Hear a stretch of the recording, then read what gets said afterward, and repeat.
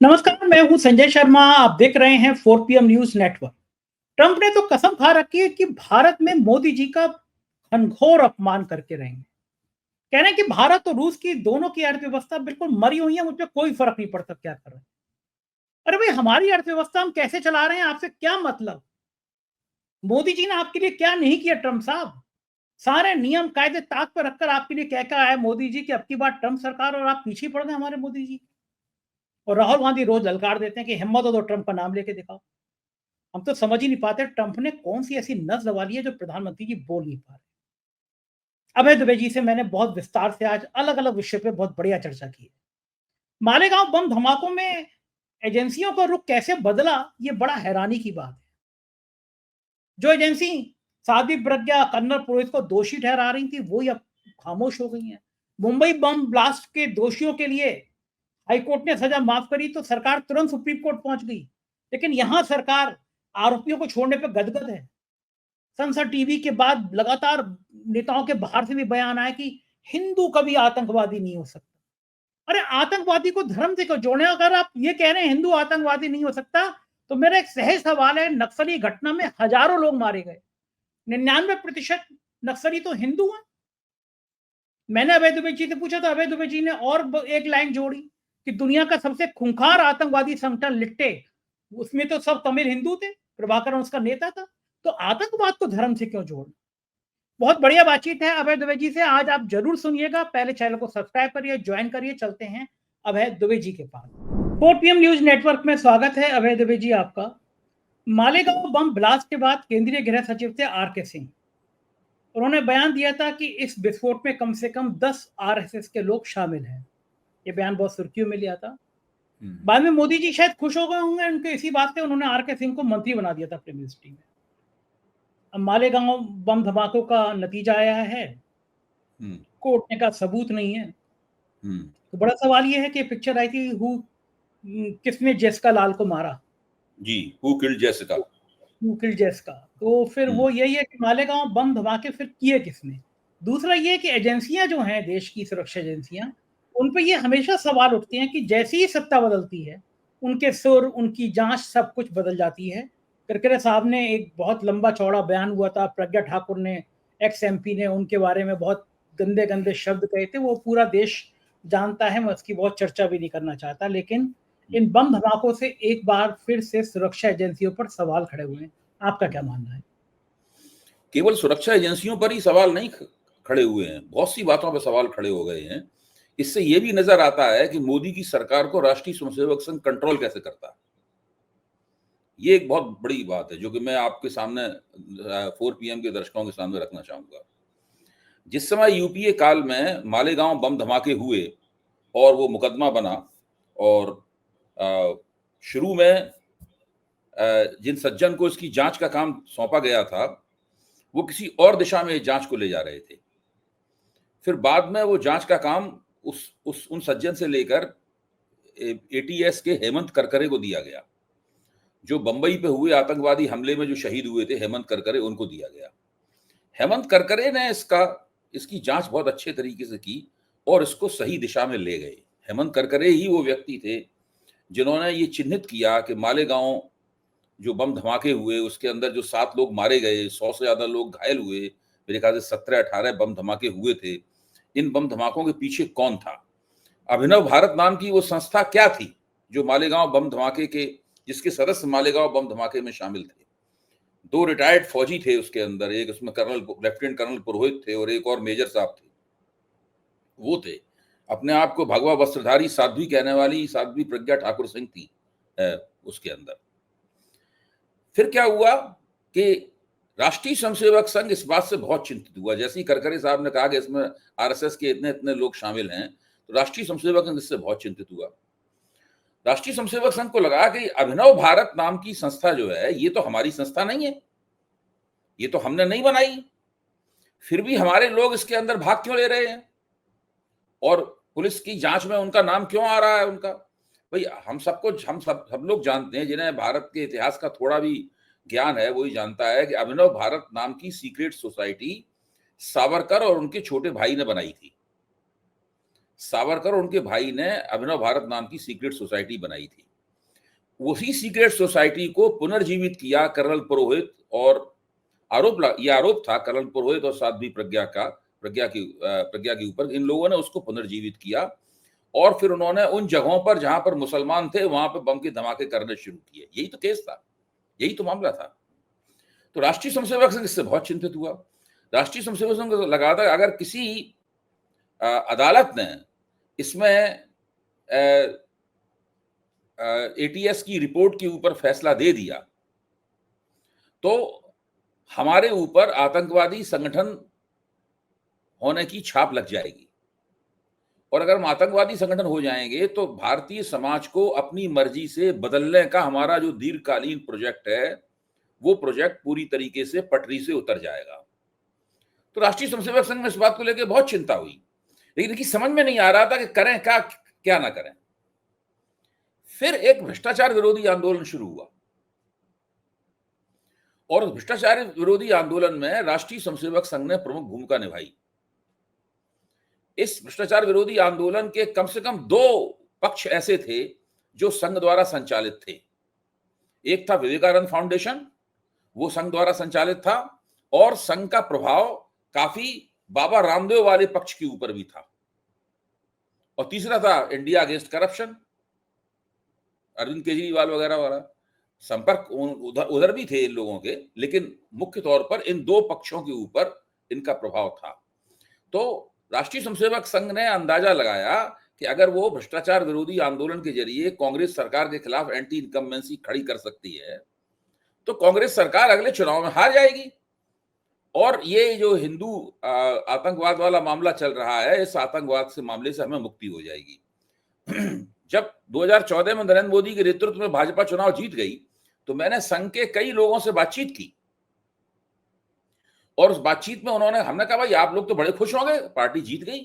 तो वो लोग अनमने थे, खुश नहीं थे। यहां तक कि एक टीवी चैनल पे जब मैं काउंटिंग के दिन बैठा हुआ था तो मेरी बगल में एक सज्जन बैठे हुए थे, बाद में किसी बड़ी संस्था के अध्यक्ष बनाए गए, जो पूर्व पत्रकार थे, उस वक्त भी शायद किसी अखबार के संपादक बना के रखे गए थे, संघ परिवार का अखबार था वो। तो उन्होंने कहा, हमने कहा आप दुखी क्यों लग रहे हैं, आप उदास क्यों लग रहे हैं, भाजपा तो जीत रही है दबा के चुनाव, बहुमत की तरफ जा रही है। तो उन्होंने कहा देखिए कुछ दिनों बाद एक कोने की तरफ, खाली कोने की तरफ इशारा किया, कुछ दिनों बाद हम यहाँ खड़े होंगे इस कोने में, यानी जो व्यक्ति प्रधानमंत्री बनने वाला है वो हमें इस कोने पे खड़ा कर देगा। तो जब मैंने लोगों से पूछा कि भाई नरेंद्र मोदी के जीतने पे आपको दिक्कत क्या है, तो उनका कहना था कि हमें कोई दिक्कत नहीं है, दरअसल हमने तो नरेंद्र मोदी के जीतने में भागीदारी ही इसलिए की है ताकि हम मालेगांव षड्यंत्र केस से बच जाएं। तो मेरा कहना है कि ये एक ऐसा मुकदमा था जिसको लेकर राष्ट्रीय स्वयंसेवक संघ बहुत ही संवेदनशील था। वो इस मुकदमे से किसी तरीके से पिंड छुड़ाना चाहता था।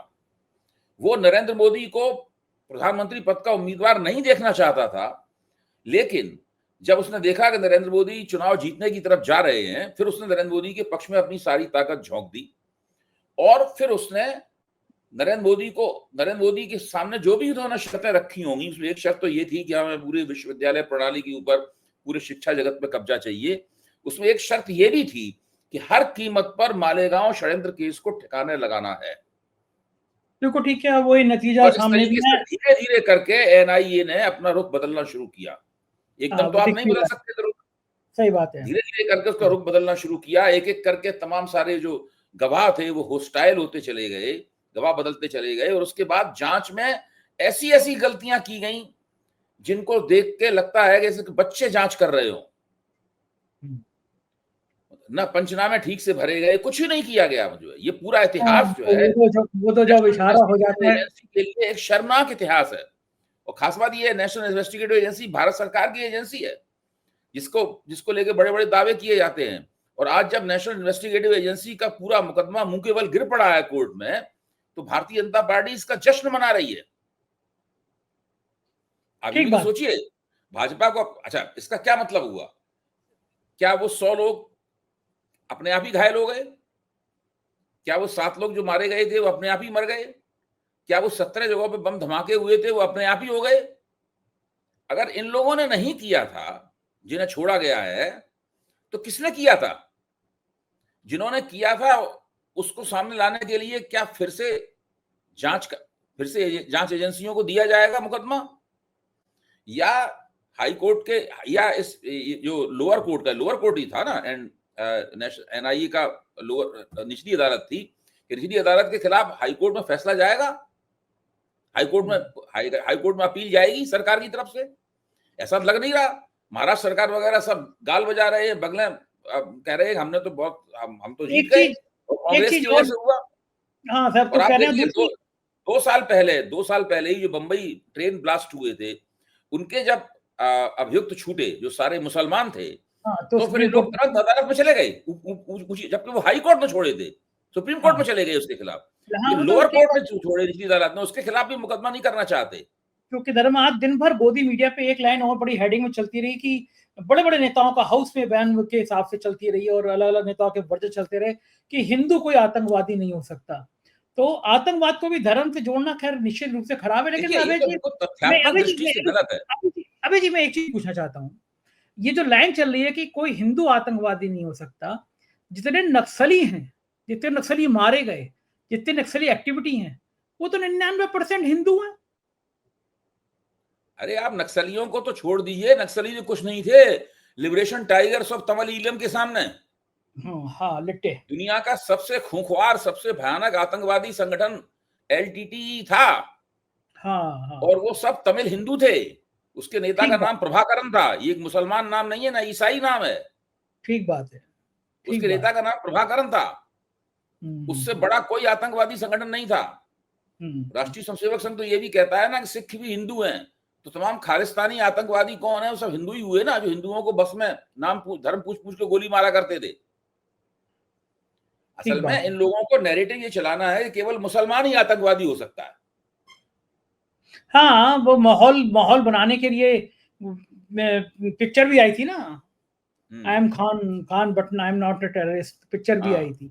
उधर जो है दूसरा जो है, आपने शिक्षा संस्थाओं में आरएसएस की बात करी, तो दिल्ली में एसएससी शिक्षकों पे बड़ा बर्बरता पूर्वक लाठीचार्ज हुआ। बताइए, शिक्षक है, एक घोटाला वो उसकी मांग करने जा रहे हैं। यूनिवर्सिटी में पहले टीचरों के तुम अपॉइंटमेंट में धांधली करो, जो तुम्हारी विचारधारा के नहीं है उनको हटा दो, फिर यूनिवर्सिटी में वाइस चांसलर अपने मनमर्जी करो। और दिल्ली के जो लाठीचार्ज के विजुअल्स आए हैं, उसने तो सबको हिला दिया कि ऐसी घटनाएं भी हो सकती हैं।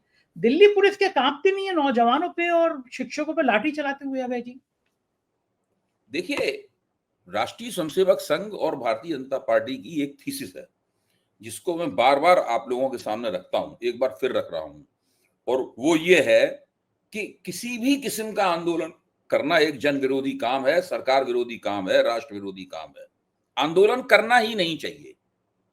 आप आरएसएस के लोगों से बातचीत कीजिए, अकेली बातचीत में जब चाय होती है बीच में, टीवी प्रोग्राम के बीच में, तो उस बीच में कहते हैं अब डंडे पड़ेंगे। ये उनका पेट डायलॉग था शुरू में जब मोदी जी आए थे, अब डंडे पड़ेंगे।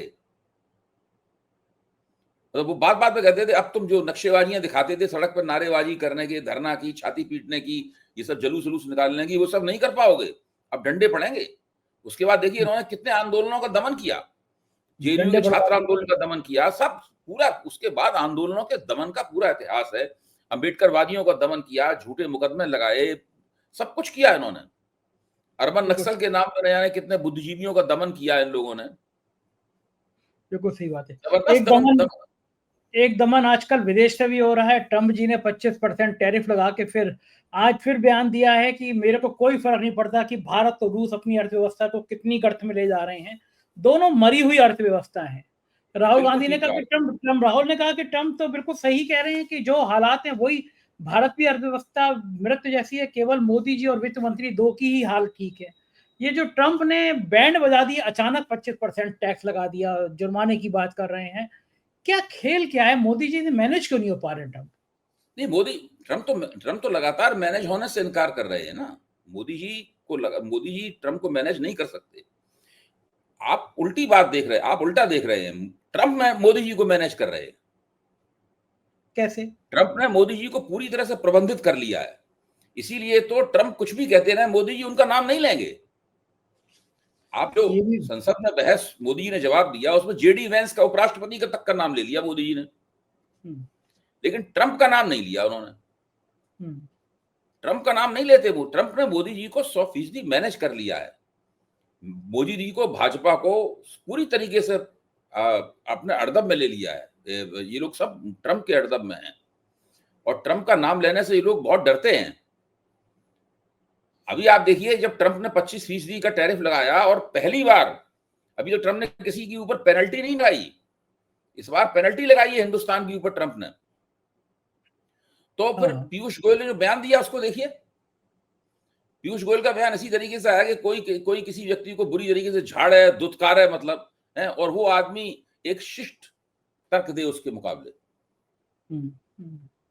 भाई हमारे पीयूष गोयल बता रहे हैं कि इतने चक्र बातचीत चली है, हम लोगों ने इन पहलुओं पर बातचीत की है, हमारा आग्रह ये है, हमारा राष्ट्रीय हित ये है। वो तो इस तरह की बात कर रहे हैं और ट्रंप कह रहे हैं कि आपकी अर्थव्यवस्था मरी हुई है, सोवियत और रूस की अर्थव्यवस्था मरी हुई है, आप दोनों अर्थव्यवस्थाएं मरी हुई अर्थव्यवस्थाएं हैं, आप दोनों इसीलिए एक दूसरे से जुड़े हुए हैं और मुझ पर इस बात का कोई फर्क नहीं पड़ता। और ट्रंप 25% टैरिफ ठोक दिया भारत के ऊपर, साथ में पेनल्टी भी ठोक दी उसके ऊपर से। अब आप जो करते बने सो कर लो, ट्रंप का कुछ नहीं कर सकते आप। ट्रंप का दबाव सीधा है कि आप अपना कृषि क्षेत्र हमारे लिए खोलिए, रूस से हथियार लेना बंद कीजिए, हमसे हथियार लीजिए, रूस से तेल और गैस लेना बंद कीजिए, हमसे तेल और गैस लीजिए। अब आप सोचिए, ट्रंप, अमेरिका के दबाव में लोगों ने ईरान से तेल और गैस लेना बंद कर दी थी। ईरान भारत का पुराना मित्र था, सस्ता मिलता था वहां से तेल और गैस। अब वो ट्रंप कह रहा है नहीं, आप रूस से भी मत लीजिए। तो बिल्कुल आप देखिए, ट्रंप इनको जो धमकी दे रहा है, चुपचाप सुनते हैं धमकी को और बड़ी जी हुजूरी के स्टाइल में जवाब देते हैं उसका। ये स्थिति है। तो बजाय इसके कि मोदी ट्रंप को क्या मैनेज करेंगे, ट्रंप को मोदी मैनेज कर ही नहीं सकते हैं, ट्रंप इनको मैनेज कर रहा। अब तो एक कदम और आगे बढ़ गए, पाकिस्तान से डील साइन कर लिए कि दोनों देश जो हैं वो तेल भंडार के विकास को लेकर काम करेंगे। बिल्कुल। पाकिस्तान से इतनी दोस्ती का मतलब क्या है? मतलब सीधा है कि एशिया प्रशांत क्षेत्र में भारत को एक महाशक्ति के तौर पर, एक क्षेत्रीय महाशक्ति के तौर पर उभरते हुए कोई नहीं देखना चाहता। ना अमेरिका देखना चाहता है, ना रूस देखना चाहता है और ना चीन देखना चाहता है। इसीलिए ये तीनों by hook and by crook, ये इनके प्रकारेण किसी न किसी तरीके से पाकिस्तान को मदद कर रहे हैं ताकि एशिया, दक्षिण एशिया में पाकिस्तान भारत की ताकत के मुकाबले एक काउंटर वेलिंग फोर्स, एक प्रतिसंतुलनकारी ताकत बना रहे। क्योंकि पाकिस्तान की अर्थव्यवस्था बहुत कमजोर है, किसी भी वक्त वो अपने बोझ से ढह सकती है, इसलिए उसकी अर्थव्यवस्था को पंप किया जा रहा है मदद से जरिए। हाँ, ये तो लेकिन भारत के लिए तो ये झड़प बड़ी नुकसानदायक साबित हुई कि पाकिस्तान से हम झड़पे भी, हमारे जहाज भी गिरे और उसके बाद में ये दुनिया को संदेशा चला गया। मोदी जी ने मजबूत हो गया, पाकिस्तान मजबूत हो गया बैठे बैठाए। मजबूत हो गया। राहुल गांधी ने जब संसद में खड़े होकर कहा कि भाई ये क्यों हुआ, तो राहुल गांधी निष्कर्ष पे पहुंचे कि ये पूरा प्रपंच इसलिए रचा गया था ताकि मोदी जी की निजी छवि को बचाया जा सके। उसकी कीमत बहुत है निजी छवि को बचाने की, उसकी कॉस्ट जो है ना बहुत चुकाई गई है। कॉस्ट वो यही कॉस्ट है कि भारत ने अपने मुकाबले पाकिस्तान को खड़ा कर दिया है। देखा जाए तो प्राइम मिनिस्टर ने संसद में कहा कि दुनिया में इतने देश हैं, सिर्फ 3 देश ही तो पाकिस्तान के साथ खड़े हुए। वो बात को गलत कह रहे हैं। 3 देश तो खुल के पाकिस्तान के साथ खड़े हुए थे, बाकी सारे देश बिना खुले हुए पाकिस्तान का नाम लिए हुए पाकिस्तान के साथ खड़े हैं। हमारे साथ तो कोई नहीं था, क्योंकि किसी भी देश ने पाकिस्तान को आतंकवाद का संरक्षक नहीं माना। किसी भी देश ने पाकिस्तान पे उस भाषा में आरोप नहीं लगाया जिस भाषा में भारत आरोप लगाता है पाकिस्तान के ऊपर। जबकि जब मोदी प्रधानमंत्री नहीं थे, यूपीए सरकार के दौरान बाकायदा पाकिस्तान को आतंकवाद का संरक्षक ही माना जाता था। अच्छा आप बताइए कि लश्कर तोयबा है, उसे टीआरएफ क्यों बनाना पड़ा, द रेजिस्टेंट फ्रंट क्यों बनाना पड़ा? इसी तरह का एक और संगठन बनाया है उन लोगों ने, क्यों बनाना पड़ा? इसीलिए बनाना पड़ा क्योंकि ये पुराने नाम वाले संगठनों पे उस जमाने में पाबंदियां लग गई थी। इसलिए एक उन्हीं संगठनों को नया रूप इसलिए देना पड़ा। ये स्थिति है। क्योंकि अखिलेश यादव ने तंज कसा है कि ये तो शुरुआत है बुरे दिनों की। अभी तो शुरुआत हो गई है ये बुरे दिनों की। क्या लगता है आपको कि वाक़ई में भारत के लिए ये स्थितियाँ बहुत टफ हैं, बहुत मुश्किल भरी हैं, बहुत परेशानी भरी हैं? मैं तो मानता हूँ ये शुरुआत, ये अखिलेश जी ये कह रहे हैं, ये शुरुआत तो बहुत पहले ही हो चुकी है।